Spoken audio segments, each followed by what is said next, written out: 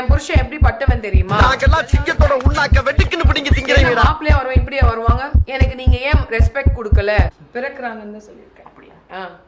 என் வாயில புறக்குறாங்கன்னு வராது. ஓ, அப்படியா விஷயம்? ஒரு நிமிஷம். மலைகளின் ராஜாவான ஹிமாவனுக்கு மகளா பிறக்குறாங்க. மகளா பிறக்குறாங்க.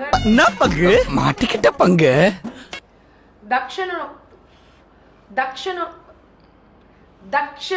தக்ஷகனோட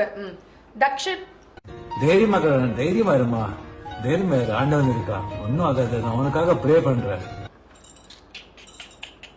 அடுத்த லைன் என்னப்பா? சிவன், இந்த முப்பெரும் தேவர்கள் போய் சிவன் கிட்ட போய் இந்த மாதிரி ஒரு பெண் உங்களுக்காக இருக்கிறான்னு சொல்லி கெஞ்சி கூத்தாடி, அவர் எங்க இருக்காருன்னா சுடுகாட்டுல இருக்காரு, இடுகாட்டுல உட்கார்ந்து இருக்காரு அகோரிஸ் கூட. அங்க போய் எல்லாரும் சொல்லி நீங்க கல்யாணம் பண்ணிக்கோங்கன்னு இந்த அப்பா என்ன பண்றாரு, இவங்க எல்லாம் எங்க தடல்புடலாம் ரெடி ஆயிட்டு இருக்கு பார்வதிக்கு கல்யாணம் அப்படின்னு இவங்களும் வந்து சிங்கத்து மேல உட்கார்ந்து ரெடியா, சந்திரகாண்டா அவங்க பேர், அதுல ரெடியா உட்காந்துட்டு இருக்கிறாங்க. இந்த அப்பா வராரு. எப்படி வர்றாருன்னா சாம்பலோட, உடம்புல ஃபுல்லா சாம்பலை பூசிட்டு அந்த அகோரிஸ் கூட நடந்து வராரு.